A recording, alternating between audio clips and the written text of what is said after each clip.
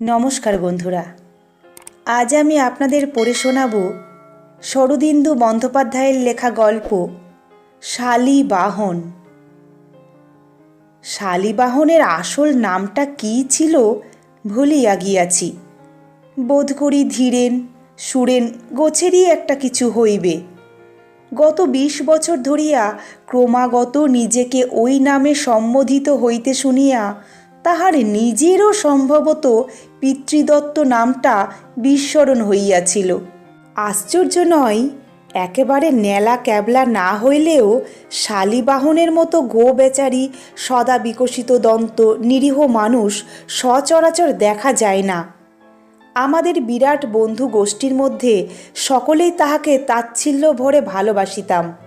আমাদের উপহাস পরিহাসের সে ছিল পরম সহিষ্ণু লক্ষ্যস্থল।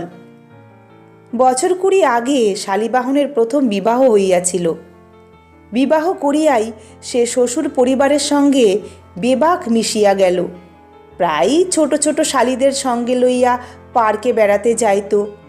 একটি শালীর বয়স ৮-৯ বছর, দুটি একেবারে কচি।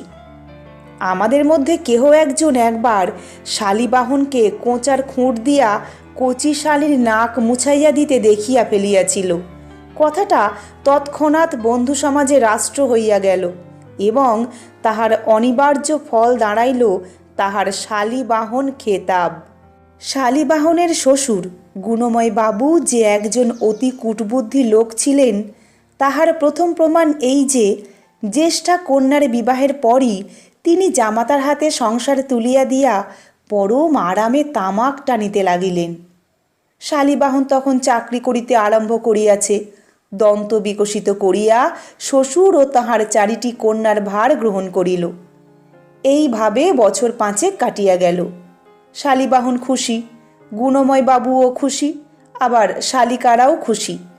এক কথায় সকলেই খুশি, কাহারও মনে কোনো দুঃখ নাই। এমন সময় শালীবাহনের জীবনের প্রথম ট্র্যাজেডি দেখা দিল। তাহার স্ত্রী সহসা মারা গেল। শালীবাহন একে ভালো মানুষ, তাই পত্নীর বড়ই অনুরক্ত হইয়া পড়িয়াছিল। এই ঘটনায় সে একেবারে মুহ্যমান হইয়া পড়িল।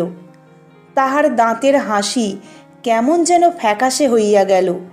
রুক্ষ মাথায় অপরিচ্ছন্ন বেশে এখানে সেখানে ঘুরিয়া বেড়াইতে লাগিল। একদিন আমাদের আড্ডায় বসিয়া স্ত্রীর শেষ রোগের কথা বলিতে বলিতে বেচারি একেবারে কাঁদিয়া ফেলিল। সুধাংশু আমাদের মধ্যে কুমার ব্রহ্মচারী, বিবাহ করে নাই। সে সহানুভূতি প্রকাশ করিয়া বলিল, কি আর করবে শালীবাহন, দুঃখ করে লাভ নেই। কথায় বলে, ভাগ্যবানের বউ মরে আর অভাগার ঘোড়া। তুমি দেখে শুনে আর একটি বিবাহ করে ফেলো। চোখ মুছিয়া শালীবাহন বলিল, আর ওসব ভালো লাগে না ভাই। অফিসে যাই, তাও মনে হয় কার জন্যে। শালীবাহনের উদাসীনতা এতদূর গড়াইল যে সে শালীদের পর্যন্ত অবহেলা করিতে লাগিল। দেখিয়া শুনিয়া গুণময় বাবু অতিশয় শঙ্কিত হইয়া উঠিলেন। এদিকে শালীবাহনের মেজশালীটি উপযুক্ত হইয়া উঠিয়াছিল। গুণময় বাবু তাহার বিবাহ দিতে পারিতেছিলেন না, কারণ কন্যার বিবাহ দিবার পক্ষে যে বস্তুটি অপরিহার্য তাহা গুণময় বাবুর ছিল না। তিনি কয়েক ছিলিম তামাক পোড়াইয়া শালীবাহনকে সংসারের অনিত্যতা ও সংসারী মানুষের সর্ব অবস্থায় গৃহধর্ম পালনরূপ মহাকর্তব্য সম্বন্ধে জ্ঞান গরিষ্ঠ উপদেশ দিতে আরম্ভ করিলেন। বৎসর ঘুরিবার পূর্বেই মেজ শালীর সহিত শালীবাহনের বিবাহ হইয়া গেল। আবার সকলেই খুশি। শালীবাহনের বিকশিত দন্তে পূর্বতন হাসি দেখা দিল। বিবাহের বছরখানেকের মধ্যে সে দিব্য মোটা হইয়া উঠিতে লাগিল। আমাদের বন্ধুসভার সিদ্ধান্ত হইল, এতদিনে শালীবাহনের গায়ে বিয়ের জল লাগিয়াছে। তারপর একটি একটি বছর কাটিয়া চলিল। পিছু ফিরিয়া তাকাইবার সময় নাই, আশেপাশে তাকাইবারও সময় কম। স্রোতে ভাসিয়া চলিয়াছি। যে স্রোতে প্রথম যৌবনে খেলার ছলে সাঁতার কাটিয়া স্রোত তোলপাড় করিতাম, তাহাতে নাকানি চোবানি খাইতেছি, কখনো বা অতি কষ্টে নাক জাগাইয়া রাখিয়াছি। বন্ধুগোষ্ঠীর অনেকেই কে কোথায় ছিটকাইয়া পড়িয়াছে। 10 বছর আগে যাহারা হৃদয়ের কাছাকাছি ছিল, আজ তাহারা কোথায়? শালীবাহন কিন্তু বিপুল বিক্রমে সাঁতার কাটিয়া চলিয়াছে, তাহার গণ্ড আরও স্ফীত হইয়াছে। হাসি আর প্রসারিত হওয়া অসম্ভব, তাই পূর্ববৎ আছে। 10 বছর তাহার মনকে যেন স্পর্শ করিতে পারে নাই। কিন্তু যে নিয়মে গাছের কাঁচা ফল পাকে, সেই নিয়মে তাহার কচি শালি দুটিও পাকিয়া উঠিয়াছে। শালীবাহন চাকুরি করিয়া যে টাকা উপার্জন করে, তাহাতে শ্বশুর পরিবারের ভরণ পোষণ চলে, কিন্তু শালীদের সুপাত্রে ন্যস্ত করা চলে না। তাহারা লব্ধদয়া চান্দ্রমসী লেখার ন্যায় দিনে দিনে পরিবর্ধমানা হইতে লাগিল। অনুরা কন্যা দুটির বয়স যখন যথাক্রমে 19 এবং 20, সেই সময় কূটবুদ্ধি গুণময়বাবু একটা মস্ত চাল চালিলেন। তিনি হঠাৎ শালীবাহনকে কোনরূপ নোটিশ না দিয়া মরিয়া গেলেন। শালীবাহনের জীবনের ইহা দ্বিতীয় ট্র্যাজেডি। শালী দুটি তাহার ঘাড়ে তো ছিলই, এখন আরও চাপিয়া বসিল। শালীদের বিবাহ দিবার দায়িত্ব যতদিন শ্বশুরের সঙ্গে ভাগাভাগি ছিল, ততদিন শালীবাহন বিশেষ গা করে নাই।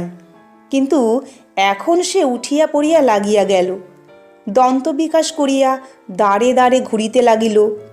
আমাদের বন্ধু নলিনাক্ষ সম্প্রতি বিপত্নিক হইয়াছিল, তাহার বাড়িতে গিয়া ধর্ণা দিল। আমার বাড়িতেও ঘন ঘন যাতায়াত আরম্ভ করিল।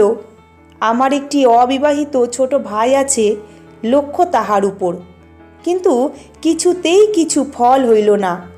শালীবাহনের শালীদের বিনা পারিশ্রমিকে তাহার স্কন্ধ হইতে নামাইয়া নিজ স্কন্ধে বহন করিতে কেহ রাজি নয়। শালীবাহনের হাসি ক্রমশ নিস্তেজ হইয়া আসিতে লাগিল। তাহার গোঁফের চুল 2-1টা পাকিয়া গেল। বুঝিলাম সংসার স্রোত এতদিনে তাহাকেও কাবু করিয়া আনিয়াছে। একদিন আমার বৈঠকখানায় তাহাকে কিছু সদুপদেশ দিলাম। দেখো শালীবাহন, ওসব ধান্দা ছেড়ে দাও। টাকা থাকলে, মেয়ে না থাকলেও তার বিয়ে দেওয়া যায়, কিন্তু মেয়ে থাকলে আর টাকা না থাকলে বিয়ে দেওয়া যায় না। এই সহজ কথাটা বুঝে নাও। আজকাল কত মাইনে পাচ্ছ? 75। কিছু বাঁচিয়েছ? কোত্থেকে বাঁচাবো ভাই, খেতে পড়তেই কুলোই না, তার উপর বাড়ি ভাড়া আছে। শ্বশুর যতদিন বেঁচে ছিলেন তিনি তবু 17 টাকা করে পেনশন পেতেন, কিন্তু এখন আমরা 4টি প্রাণী, আর সম্বলের মধ্যে ওই 75 টাকা। ভাগ্যে ছেলেপুলে হয়নি, তাই কোনো রকমে চলে যাচ্ছে। বুঝতেই তো পারছো। বুঝেছি, বিয়ে দেবার আশা ছেড়ে দাও। তোমার শালীরা এমন কিছু সুন্দরী নয় যে বিনা পণে কেউ নেবে। আজকাল অনেক মেয়ে স্কুল হয়েছে, দেখে শুনে তাইতে মাস্টারনি করে দাও। কিন্তু ভাই, লেখাপড়াও তো এমন কিছু শেখেনি যে স্কুলে শেখাতে পারে। রামায়ণটা মহাভারতটা পড়তে পারে এই পর্যন্ত বিদ্যে। কি করি বলো? বলিয়া অসহায়ভাবে আমার পানে তাকাইয়া রহিল। বড় বিরক্তি বোধ হইল। অধীরভাবে বলিলাম, তবে আর কি করবে? শালী দুটিকে কাঁধে করে নিয়ে বসে থাকো। বিয়ে ওদের হবে না, আমি লিখে পড়ে দিলুম। আর আমার ভাইয়ের কথা যে বলছো, জানো তো, সে ভালো ছেলে, ইউনিভার্সিটিতে ভালো রেজাল্ট করেছে। তার ইচ্ছে বিলেত যায়, কিন্তু আমার এমন টাকা নেই যে তাকে বিলেত পাঠায়। শ্বশুরের পয়সায় সে যাতে বিলেত যেতে পারে, সে চেষ্টা আমার করা উচিত নয় কি? তুমিই বলো। শালীবাহন কিছুক্ষণ চুপ করিয়া বসিয়া রহিল। তারপর পাংশু হাসিয়া বলিল, হ্যাঁ, ঠিক কথা। আচ্ছা ভাই, আজ তাহলে উঠি, বলিয়া আস্তে আস্তে উঠিয়া চলিয়া গেল। তারপর মাস ছয়েক আর তাহার দেখা পাইলাম না। খবর পাইতাম সে এখনও আশা ছাড়ে নাই, এখানে ওখানে শালীদের জন্য চেষ্টা করিতেছে। এইবার শালীবাহনের জীবনে তৃতীয় ট্র্যাজেডি। একদিন শুনিলাম তাহার দ্বিতীয় পক্ষের স্ত্রীটিও মারা গিয়াছে। তাহার জন্য মনে মনে বেদনা অনুভব করিলাম।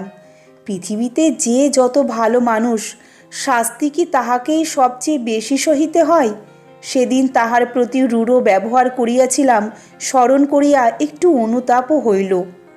তারপর আরও বছরখানেক কাটিয়া গেল।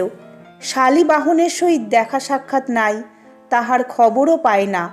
পুরাতন পরিচিতদের সংসর্গে সে আর আসে না, নলিনাক্ষের আশাও ছাড়িয়াছে।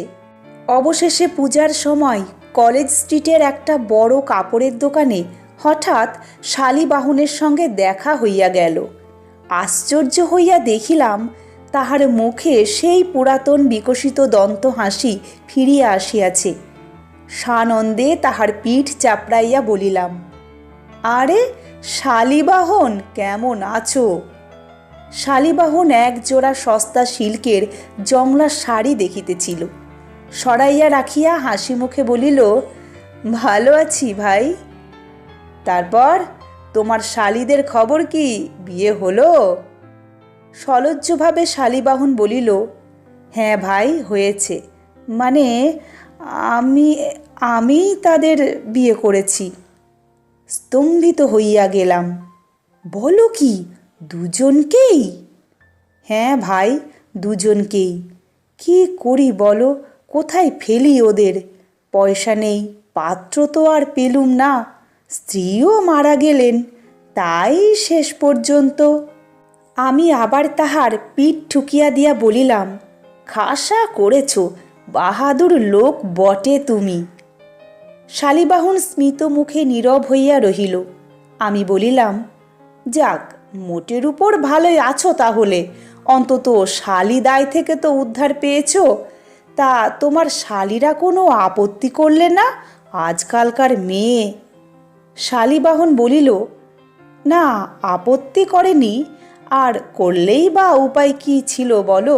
স্ত্রী মারা গেলেন, বাড়িতে আর দ্বিতীয় লোক নেই, আমি আর ওরা, ভালো দেখায় না, ওরা সমর্থ হয়েছে, বুঝলে না, কাজেই। আমি সজোরে হাসিয়া উঠিলাম, তা বটে, যাক, শ্বশুরকন্যার কোনোটিকেই বাদ দিলে না, সাবাস শালীবাহন। শালীবাহন চোখ টিপিয়া খাটো গলায় বলিল, আস্তে, ওরা রয়েছে। চমকিয়া ফিরিয়া দেখিলাম অদূরে দাঁড়াইয়া দুইটি যুবতী কাপড় পছন্দ করিতেছিল। লক্ষ্য করি নাই, এখন একযোগে তীক্ষ্ণ তীব্র দৃষ্টিতে আমার পানে তাকাইয়া আছে। থতমত খাইয়া গেলাম। শালীবাহন স্ত্রীদের লইয়া পূজার বাজার করিতে আসিয়াছে। লজ্জায় অস্পষ্ট স্বরে শালীবাহনকে আমার বাড়িতে একদিন যাইতে বলিয়া তাড়াতাড়ি দোকান হইতে বাহির হইয়া গেলাম। পথে যাইতে যাইতে যুবতী দুটির চোখের সেই দৃষ্টি আমাকে বিদ্ধ করিতে লাগিল। ভর্ৎসনা আর অভিমান। সত্যই তো, এ লইয়া হাসি তামাশা করিবার আমার কি অধিকার আছে? মনে হইতে লাগিল ওই ভর্ৎসনা আর অভিমানের সমস্তটাই আমার প্রাপ্য। কিন্তু সে যাই হোক, শালীবাহনের শালী দুটি দেখিতে নেহাত মন্দ নয়। শালীবাহনকে ভাগ্যবান পুরুষ বলিতে হইবে। গল্পটি এখানেই শেষ হলো। গল্প পাঠ কেমন লাগলো কমেন্ট করে অবশ্যই জানাবেন। ভিন্ন ভিন্ন স্বাদের অডিও স্টোরি শোনার জন্য চ্যানেলটিকে সাবস্ক্রাইব করার অনুরোধ রইল। ফিরে আসছি খুব শীঘ্র নতুন আরেকটি গল্প নিয়ে। ততক্ষণ সবাই ভালো থাকবেন, সুস্থ থাকবেন। নমস্কার।